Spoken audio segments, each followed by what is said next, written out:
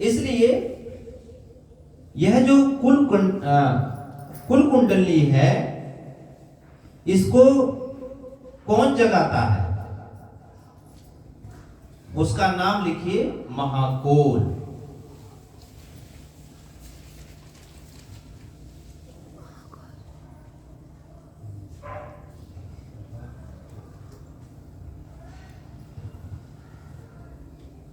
दूसरा लिखिए सद्गुरु।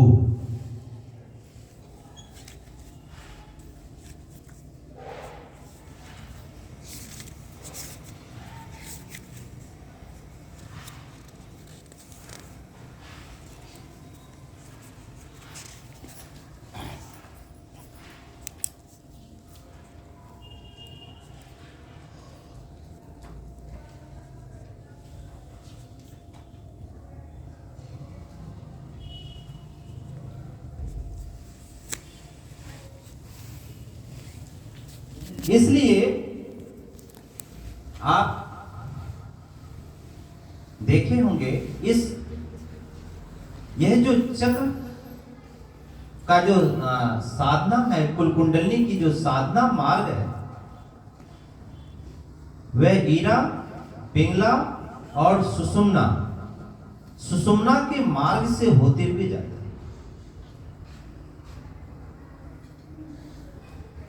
तो ईरा, पिंगला और सुषुम्ना जहां बंध जाती है, उसी को वहां क्या बोला जाता है? संस्कृत में चक्र बोला जाता है।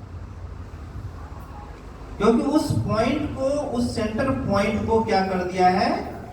पॉइंटेड कर दिया है।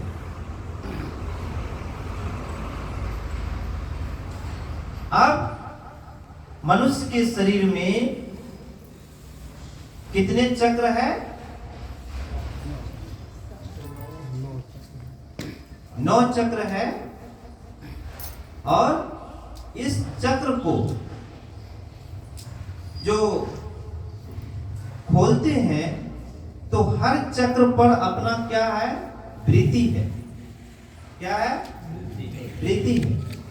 तो मूलाधार चक्र में कितने वृत्ति है? 4 है। धर्म है, अर्थ है, काम है और मोक्ष है। ये 4 वृत्ति है।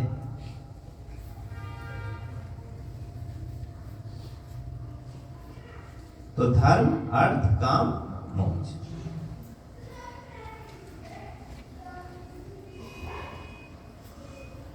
यदि मोक्ष की यात्रा करना हो तो सबसे पहले सेंटर पॉइंट में लोगों को आना होगा और उस चक्र पे आना होगा। यदि वह मार्ग नहीं खुलता है तो कोई भी लोग मोक्ष को प्राप्त नहीं कर पाएंगे। और वह पॉइंट नहीं खुलता है तो कोई भी व्यक्ति राधा भाव में नहीं आ सकता है। और वह पॉइंट का मार्ग यदि नहीं खुल रहा है तो कोई भी व्यक्ति धार्मिक नहीं हो सकता।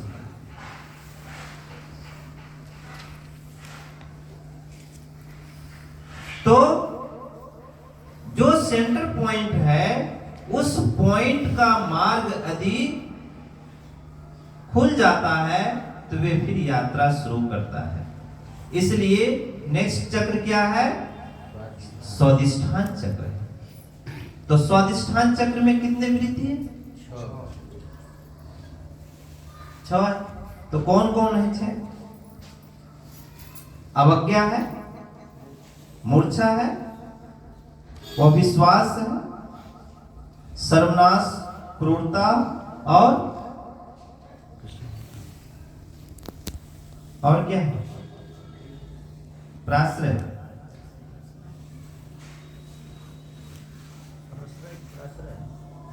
तो इससे समाज पर क्या प्रभाव पड़ता है? यदि यह वृत्ति है तो इस वृत्ति को समाज पर कुछ गलत प्रभाव पड़ता है कि सही प्रभाव पड़ता है?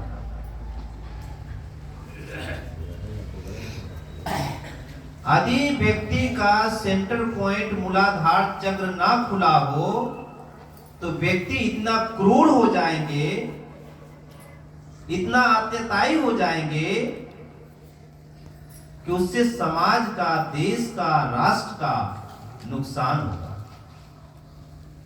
इसलिए उस चक्र को परफेक्ट करने के लिए, प्योरिफिकेशन करने के लिए उनको तत्व धारणा का साधना करना पड़ेगा।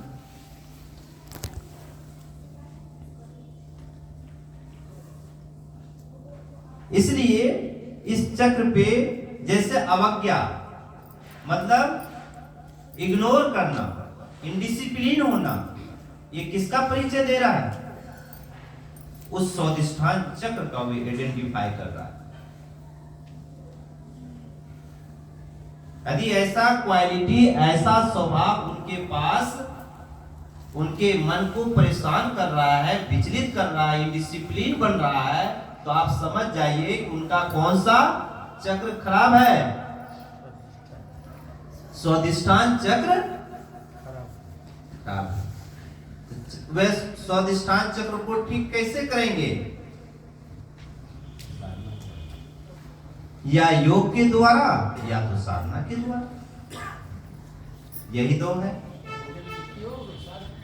इसके लिए कौन सा योग है दादा? आप इसके लिए करेंगे जो योग आसन करेंगे वे करेंगे गौमुख आसन और ग्रंथि मुक्त आसन।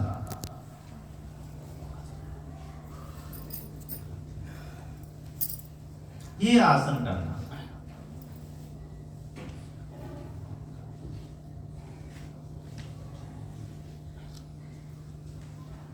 इसलिए जिसको हमेशा संदेह हो, डाउट हो, तो आप समझ जाइए कि वह व्यक्ति किसमें है।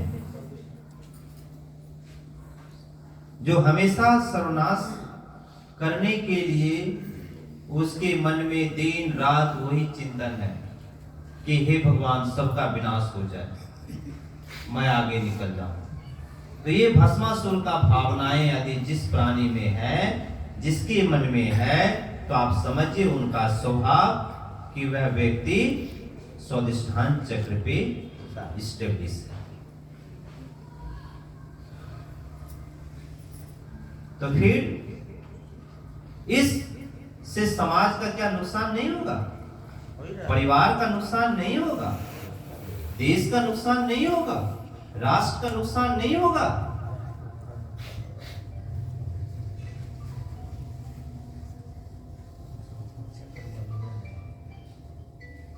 तीसरा क्या है? कौन सा चक्र है? मणिपुर चक्र। मणिपुर चक्र में कितने वृत्ति है? 12 है, 10 है। क्या क्या है? लज्जा होना, मनुष्य के अंदर में लज्जा है, विषमता है, ईर्ष्या है, सुसुप्ति है, विषाद, कसाय, तृष्णा, मोह, घृणा, भय।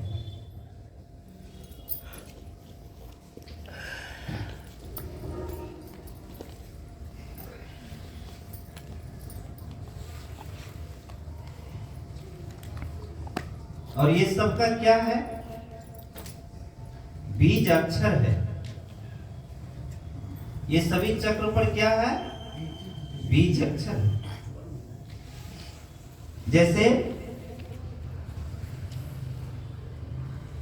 आपने मूलाधार चक्र का जो बीज अक्षर है वे क्या है?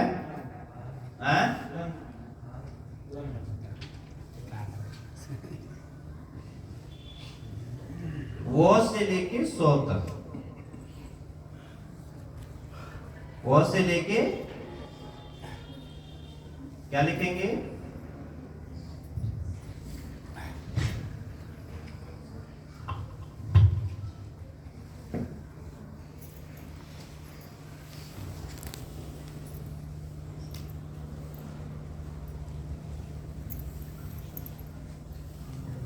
ये क्या है उसका? मूलाधार चक्र का बीज अक्षर है ना। क्योंकि एक अक्षर से क्या बनता है? शब्द बनता है ना। एक अक्षर से क्या बनेगा? शब्द बनेगा। तो इसलिए उसको जो बीज अक्षर है ब से लौ तक क्या कहते हैं? स्वादिष्ठान चक्र का है। ब से लेके लौ तक टोटल कितने अल्फाबेट है? स्वर्ण और व्यंजन 50 है ना दादा? कितना है? 50 अक्षरमाला है। तो ये हर चक्र पे क्या है? उसका एक एकॉस्टिक रूट वर्ब है जो उसका अपना अक्षर है, जिसको कहते हैं बीज मंत्र।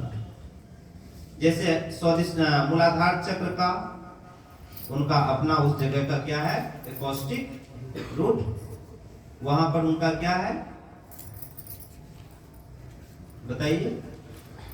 हम लोग जब मंत्राघात करते हैं, जब उस मंत्र को लेते हैं, जो लोग तत्व धारणा के अभ्यास करते हैं, तो वहां पर उसका बीज मंत्र है या नहीं है? बीज मंत्र है ना? तो इसी तरह से हम चलते हैं आशा। ये कहां चल रहे थे हम लोग?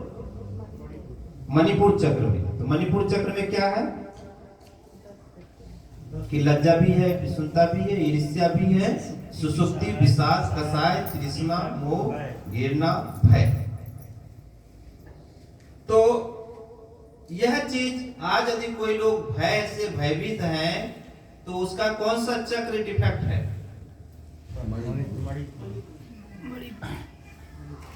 और सबसे ज्यादा भय किस चीज से लोग को होता है? मरने से होता है। सही जवाब दिया। सबसे ज्यादा उसका भय क्या है? मृत्यु से, कि मैं मर न जाऊं।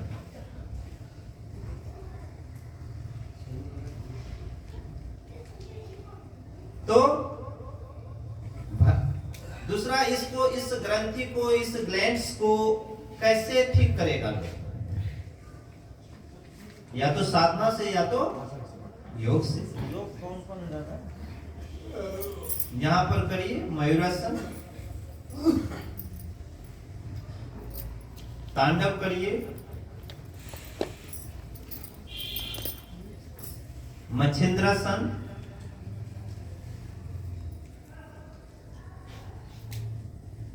ये सब आसन की अभ्यास करना है।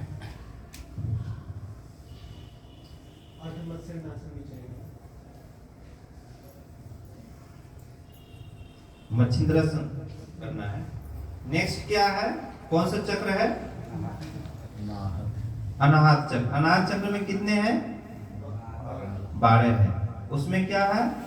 आशा, चिंता, चेष्टा, ममता, दम, विवेक, विकलता, अहंकार, लोलुपता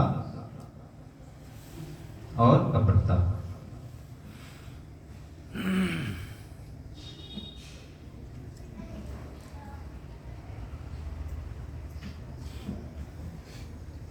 वितर्क, अनुताप।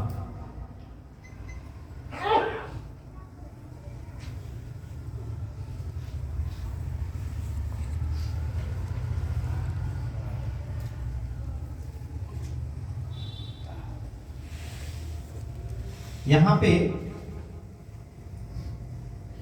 कुछ कुछ वृत्ति जो है, एक कहानी से आप समझेंगे कि एक बार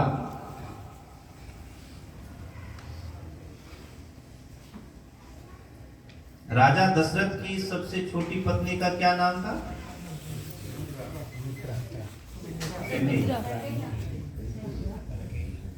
उन्होंने अपने बड़े पुत्र को वनवास दे दिया। क्या दे दिया? राम को। लेकिन राम को यह पता था कि मेरा जो अनुज भाई है ये कभी भी राजगद्दी को स्वीकार नहीं करेगा, राजगद्दी को एक्सेप्ट नहीं करेगा। किसको पता था ये? राम को पता था। लेकिन मां को पता?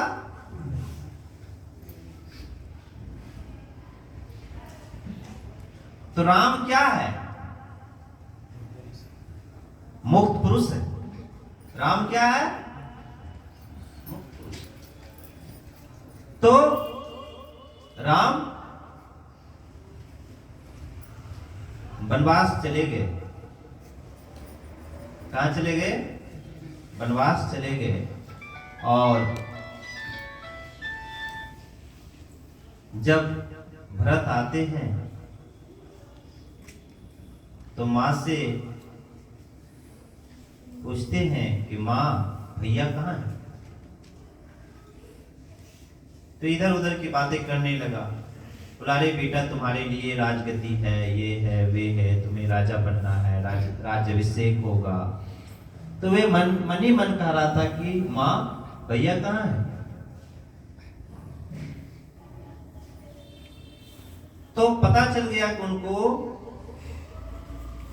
भाई को मां ने वनवास भेज दिया है। तो भरत ने भागे भागे वन की ओर गया और वन की ओर जाते जाते भाई के चरण पकड़ लेते हैं कि भैया हमको राजगद्दी नहीं चाहिए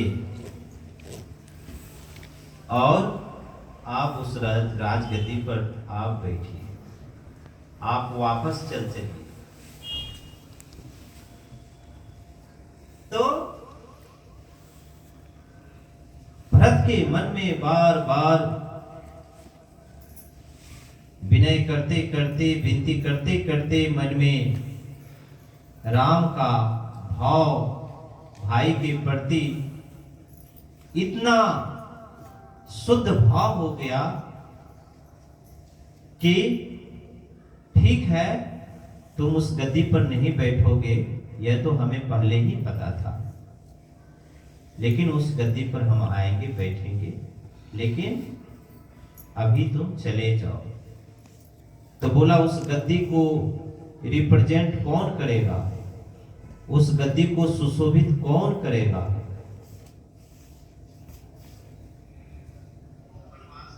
तो राम कुछ नहीं बोल पाया। तो लक्ष्मण ने ही कहा, आपका जो गद्दी है उस गद्दी पर मैं राम को, पुरुषोत्तम को, ईश्वर को साक्षी मान के मैं उस खड़ाऊं का पूजा करता है। ये भाव किसका? भरत का। तो राम कहते हैं कि ठीक है, तुम्हारी जो इच्छा।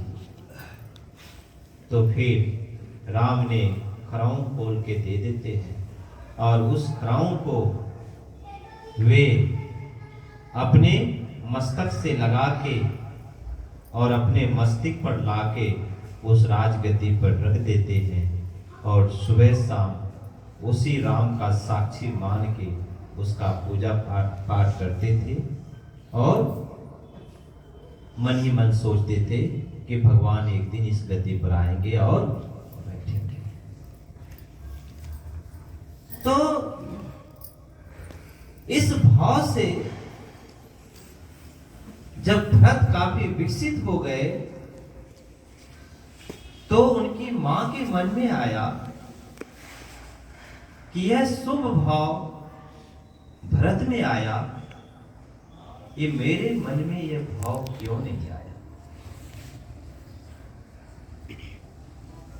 तो मां क्या करने लगी? आप जानते हैं मां क्या करने लगी? अनुताप करने लगी। क्या करने लगी? अनुताप करने।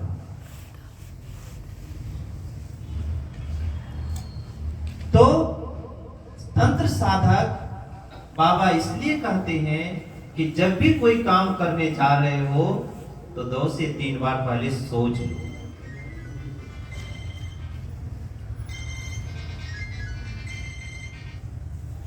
यदि ये शुभ भाव यदि उसके मन में आ जाता तो फिर राम का वनवास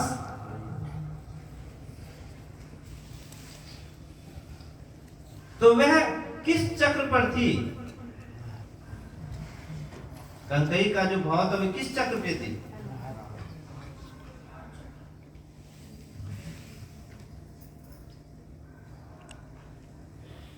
तो अनुताप कर रही थी। क्या कर रही थी? अनुताप कर रही थी, यहाँ अनुताप है। और इसी चक्र पे ममता भी है। क्या है? ममता भी है। बाबा बोलते हैं कि ममता करना अच्छी बात है, लेकिन जहां कहीं बच्चे गलत करता हो तो वहां उसको डांट फटकार भी देना चाहिए।